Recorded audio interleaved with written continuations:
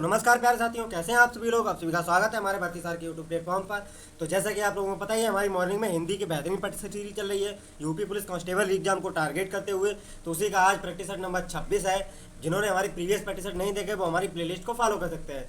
तो चलिए आज का प्रैक्टिस सेट स्टार्ट करते हैं बिना किसी देरी के। आज का क्वेश्चन नंबर 1, कुसुम बहुत तेज चलती है, वाक्य में बहुत है। तो मतलब वाक्य में बहुत क्या है, तो इसका राइट आंसर हो जाएगा ऑप्शन नंबर 4, क्रिया विशेषण। ठीक है, मतलब क्रिया की जो विशेषता बताने वाले शब्द होते हैं उन्हें क्रिया विशेषण कहते हैं। जैसे प्रश्न में जो दिया गया है बहुत, बहुत क्या है, मतलब क्या क्या चलती है, तेज। और तेज जो है ये क्रिया है, और क्रिया की विशेषता क्या बता रहे हैं, बहुत। तो इसका राइट आंसर हो जाएगा बहुत, क्रिया विशेषण। ठीक है, नेक्स्ट क्वेश्चन की तरफ चलते हैं हम लोग। क्वेश्चन नंबर 2, कजरारे बादलों वाला दिन था, इस वाक्य में विशेष है। मतलब कजरारे बादलों वाला दिन था, इस वाक्य में विशेष है ऑप्शन नंबर 2, बादलों। ठीक है, वाक्य में कजरारे शब्द बादलों की विशेषता बता रहे हैं। मतलब जो कजरारे शब्द जो हैं ये बादलों की विशेषता बता रहे हैं, और जो विशेषता बताने वाले होते हैं, जो जिनकी शब्द को विशेषता बताई जाती है वो विशेष होते हैं। ठीक है, मतलब विशेष की विशेषता बताने वाले शब्दों को ही विशेषण कहते हैं। मतलब इसमें कजरारे है विशेषण और बादल है विशेष। ठीक है, नेक्स्ट क्वेश्चन इधर करते हैं हम लोग।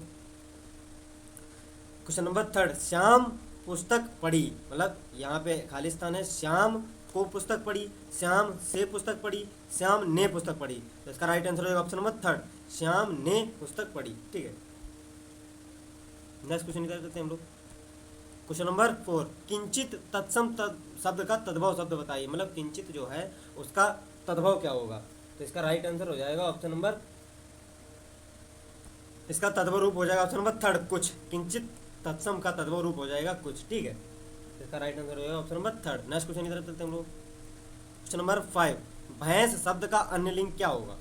मतलब भैंस जो शब्द है उसका अन्य लिंग क्या होगा। तो इसका राइट आंसर हो जाएगा ऑप्शन नंबर 1, भैंसा। यानी भैंस जो है स्त्रीलिंग शब्द है और भैंसा जो है पुल्लिंग शब्द है। ठीक है, बैल का होगा गाय। ठीक है, नेक्स्ट क्वेश्चन इधर चलते हैं हम लोग। क्वेश्चन नंबर 6, कौन सा शब्द उपाय से संबंधित नहीं है। मतलब तरकीब, साधन, युक्ति, ये तीनों ही उपाय से संबंधित है। जबकि 3rd नंबर है विलक्षण। मतलब विलक्षण प्रतिभा, एक अलग, मतलब सभी मनुष्यों से एक अलग विलक्षण प्रतिभा वाला इंसान। ठीक है, तो इसका राइट आंसर होगा ऑप्शन नंबर 3। नेक्स्ट क्वेश्चन इधर करते हैं हम लोग। क्वेश्चन नंबर 7, कायर शब्द का अर्थ क्या है। तो इसका राइट आंसर हो जाएगा ऑप्शन नंबर 3, डरपोक। कायर शब्द का होगा डरपोक। मतलब जो भी इसके अन्य पर्यायवाची होते हैं, भीरू, कातर, बुजदिल। भीरू सबसे ज़्यादा पूछा जाता है, भीरू, कातर, एक बुजदिल होता है। ठीक है, इसके पर्यायवाची होते हैं डरपोक के। नेक्स्ट क्वेश्चन की तरफ चलते हैं हम लोग। क्वेश्चन नंबर 8, सर जो कि सरोवर का पर्यायवाची है। यदि सर को प्रथम वर्ण स के स्थान पर स का प्रयोग किया जाए तो उसका क्या अर्थ होगा। तो इसका राइट आंसर होगा ऑप्शन नंबर 3, इसका अर्थ हो जाएगा बाण। ठीक है, मतलब सर में स के स्थान पे सलजम वाला किया जाए तो उसको बाण के रूप में इंडिकेट करता है। ठीक है, नेक्स्ट क्वेश्चन इधर चलते हैं हम लोग।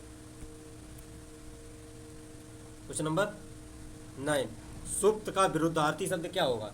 सुप्त का विरुद्धार्थी होगा जागृत। ऑप्शन नंबर 3, इसका राइट आंसर हो जाएगा जागृत। ठीक है, नेक्स्ट क्वेश्चन इधर चलते हैं हम लोग। क्वेश्चन नंबर 10, लोक में प्रचलित उक्ति जिसका मूल अर्थ बना रहता है और स्वतंत्र रूप से उसका प्रयोग भी किया जाता है। दिए गए विकल्पों में सही उक्ति का चयन करें। ठीक है, तो इसका राइट आंसर होगा ऑप्शन नंबर 3, लोकोक्ति।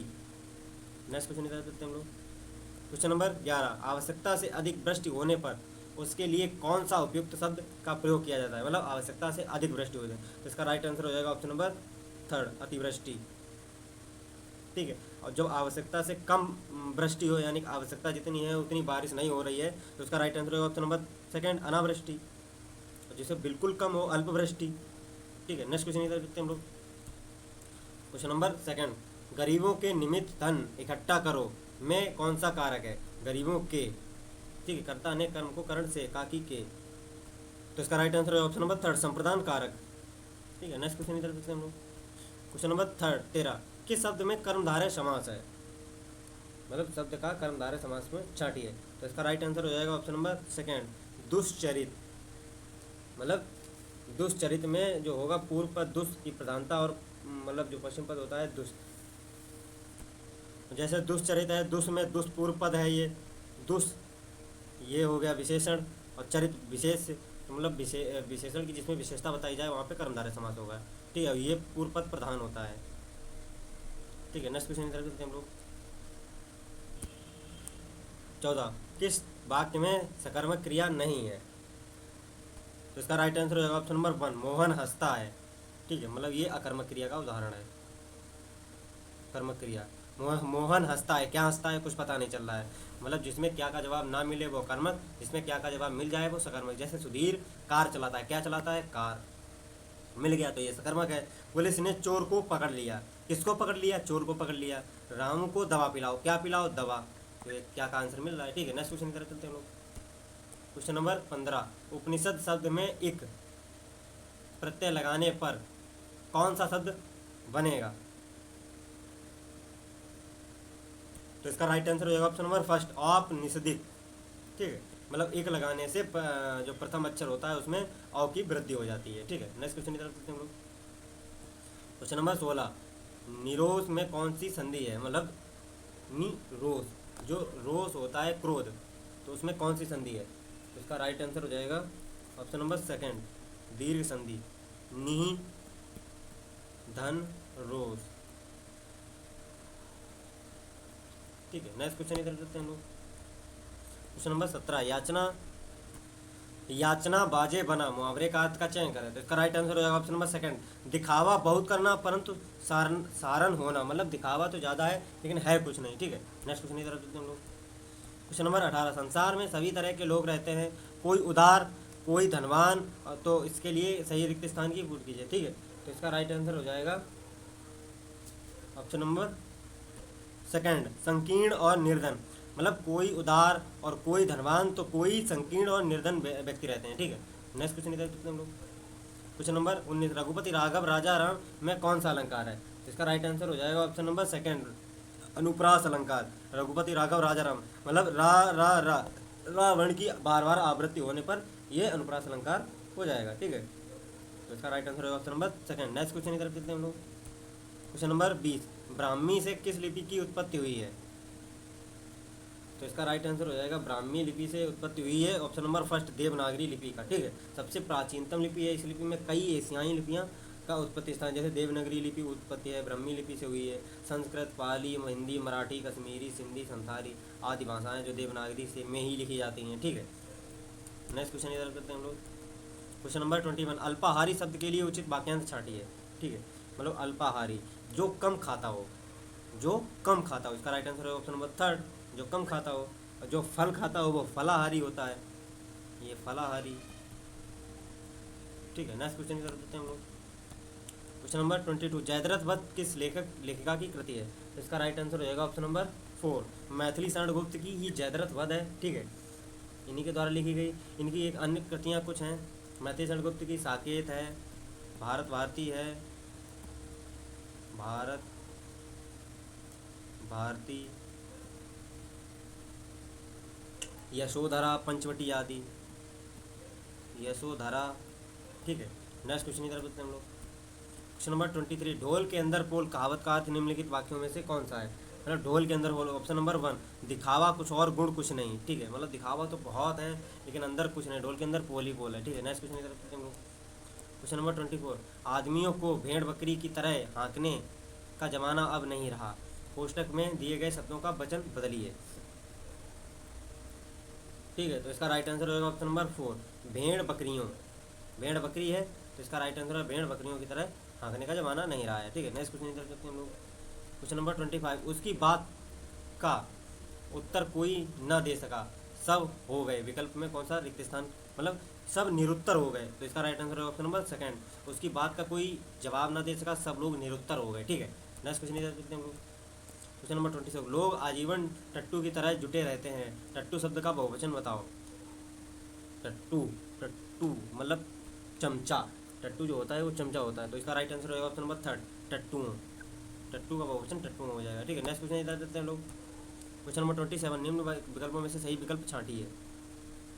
तो इसका राइट आंसर है ऑप्शन नंबर फर्स्ट, जीवन क्षणभंगुर है, व्यर्थ नष्ट ना करें इसको। ठीक है, इसका राइट आंसर है ऑप्शन नंबर 1। नेक्स्ट क्वेश्चन इधर देते हैं लोग। क्वेश्चन नंबर 28, रसोत्पत्ति में आश्रय की चेष्टाएं क्या कही जाती हैं? मतलब रसोत्पत्ति जो होती है जैसे अनुभाव, इसका राइट आंसर हो जाएगा ऑप्शन नंबर अच्छा थर्ड, अनुभाव को ही चेष्टाएं कहा जाता है। ठीक है, नेक्स्ट क्वेश्चन की तरफ चलते हैं हम लोग।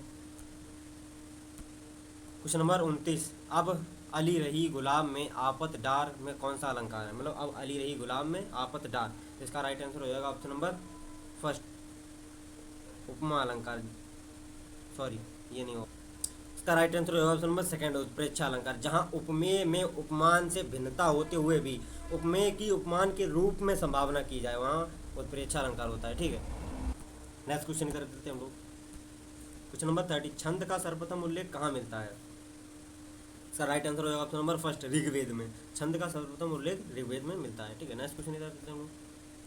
क्वेश्चन नंबर 31, निम्नलिखित में से कौन सी मैथिली शरण गुप्त की मौलिक रचना है? तो इसका राइट आंसर हो जाएगा ऑप्शन नंबर सेकंड, कुणाल गीत। कुणाल गीत जो है इनकी मौलिक रचना है, इनकी साकेत, पंचवटी, रंग व भंग, विष्णु प्रिया, ठीक है, जयद्रथ, भारत भारती आदि इनकी प्रमुख रचनाएं हैं। ठीक है, नेक्स्ट क्वेश्चन की तरफ चलते हैं हम लोग। क्वेश्चन नंबर 32, कुरुक्षेत्र के रचनाकार कौन है? इनका राइट आंसर हो जाएगा option number first, Ramdhari Singh Dinkar. Kurukshetra Urvashi इन्हीं की है। ठीक है, नेक्स्ट चलते हैं हम लोग। गद्यांश आ गया, गद्यांश को हम लोग आज रीड करेंगे, उसके बाद क्वेश्चन आंसर के आंसर डिस्कस करेंगे। ठीक है, तो चलिए स्टार्ट करते हैं। हम लोग एक काल्पनिक दुनिया में जीते हैं। बचपन में सुनाई गई कहानियों को हम एक वास्तविक जीवन का आधार मान लेते हैं। बचपन में राजा रानी की कहानियाँ सुनते समय हम पहले ही अनुमान लगा लेते थे कि रानी अत्यंत सुंदर और राजा अत्यंत शक्तिशाली बुद्धिमानी होगा। यदि एक दिन कोई भयंकर राक्षस आता है और रानी का अपहरण कर उन्हें किसी अज्ञात स्थान ले जाता है, अब शुरू होता है राजा का राक्षस के विरुद्ध अभियान। राजा अपार कष्टों को झेलता हुआ उस अज्ञात स्थान पर पहुँच जाता है जहाँ राक्षस ने अपनी रानी को बंदी बनाकर रखा। अंत में राजा और राक्षस के बीच भीषण युद्ध होता है जिसमें राजा विजयी होता है और अपनी रानी को वापस ले लाता है। लेकिन वास्तव जीवन काल्पनिक जीवन से बिल्कुल अलग है। वास्तविक जीवन में कई तरह की कठिनाइयों का सामना करना पड़ता है जिनसे पार पाना असंभव ही नहीं लेकिन कठिन आवश्यक है। ठीक है, मनुष्य का मन बहुत चंचल होता है, उसमें अनेक प्रकार की इच्छाएं लालसाएं उठती रहती हैं, इसका कोई अंत नहीं है। व्यक्ति की एक इच्छा पूरी होती है तो दूसरा जन्म हो जाता है और इसी प्रकार इच्छाओं का अंतहीन सिलसिला निरंतर जारी रहता है। धन के बारे में तो यह बात और भी ठीक बैठती है क्योंकि आज लोग अधिक से अधिक धन संग्रह की आंधी की दौड़ में शामिल हो जा रहे हैं। प्रदर्शन की लालसा, इच्छाओं की अनंतता, गला काट प्रतियोगिता, ईर्ष्या की भावना आदि दुर्गुणों के मनुष्य के जीवन का सुख चैन छीन लिया। अधिकाधिक धन कमाने का फेर में मनुष्य नैतिक मूल्यों को तितलांजलि देकर बेईमानी, रिश्वतखोरी, भ्रष्टाचार और अन्य अपराध करके भी धनी बनने का स्वप्न देखता है। धन के इस लालच ने मानव को दानव बना दिया है। आए दिन अब होने वाले अपराधों पीछे कहीं न कहीं शीघ्र धन पाने की ललमाए और वह ओवन फिर है। हमारी संस्कृति में यह स्पष्ट रूप से कहा गया है कि जो आइए और इंद्रियों को बस में नहीं रखता यह जीवन भर अपने आप को संतुष्ट रहकर और एवं अशांति का जीवन व्यतीत करता है। यह अक्षरशः सत्य है कि धन से मनुष्य कभी तृप्त नहीं हो सकता है। आज जीवन के हर क्षेत्र में जिस प्रकार अपराधी आपाधापी मची हुई है, जिस प्रकार असंतोष व्याप्त है, उसके मूल में भी इच्छाएं, लालसाएं और स्वप्नों का विस्तार ही है। आज संसार में जहाँ कहीं भी अशांति, द्वेष, लड़ाई झगड़े, शत्रुता, कटुता, वैमनस्य अथवा युद्ध का वातावरण होता है, उसके पीछे सबल राष्ट्रों की धन की लालसा। इसका अर्थ यह कदापि नहीं है कि व्यक्ति को आलसी और अकर्मण्य बनकर बैठ जाना चाहिए तथा जो कुछ भाग्य में है उसी से संतोष कर लेना चाहिए। जीवन में उत्पत्ति करने के लिए पुरुषार्थ करना आवश्यक है, क्यों जो कि भाग्यवादी बनकर पुरुषार्थ का त्याग कर देता है वह मनुष्य कहलाने का अधिकारी नहीं होता है। जहाँ जब व्यक्ति धन दौलत के पीछे पागलों की भांति भागता है तथा किसी प्रकार से अपनी स्थिति से संतुष्ट नहीं रहता है, जीवन भर धन के इस चक्रवात से निकल नहीं पाता है और जीवन के वास्तविक सुखों से वंचित रह जाता है। ठीक है, नेक्स्ट क्वेश्चन नंबर 33, काल्पनिक जीवन में वास्तविक जीवन का आधार। तो इसका राइट आंसर होगा ऑप्शन नंबर थर्ड, बचपन की कहानियाँ। ठीक है, नेक्स्ट क्वेश्चन नंबर 34, काल्पनिक कहानियों का राक्षस रानी का अपहरण क्यों करता है? तो इसका राइट आंसर होगा ऑप्शन नंबर 4, क्योंकि वह अत्यंत सुंदर थी। ठीक है, नेक्स्ट क्वेश्चन की तरफ चलते हैं हम लोग। क्वेश्चन नंबर 35, वास्तविक जीवन काल्पनिक जगत से भिन्न क्यों माना जाता है? तो ये भिन्न इसलिए माना जाता है, मतलब काल्पनिक जगत में कठिनाइयों का सामना नहीं करना पड़ता लेकिन वास्तविक जीवन में कठिनाइयों का सामना करना पड़ता है। तो इसका राइट आंसर है ऑप्शन नंबर 4। नेक्स्ट क्वेश्चन की तरफ चलते हैं हम लोग। क्वेश्चन नंबर 36, मनुष्य की इच्छाओं को अनंत क्यों कहा जाता है? मतलब जो मनुष्य की इच्छाएं हैं उनको अनंत क्यों कहा जाता है? तो इसका राइट आंसर है ऑप्शन नंबर सेकंड, मनुष्य की एक इच्छा पूरी होते ही दूसरी जन्म ले लेती है। ठीक है, क्वेश्चन नंबर 37, मनुष्य की इच्छाओं को ये रिपीट हो गया। आज 36 ही क्वेश्चन थे। तो सेशन अगर अच्छा लगा हो तो कमेंट एंड लाइक करके ज़रूर बताना। तो मिलते हैं नेक्स्ट वीडियो में, तब तक जय हिंद, जय भारत।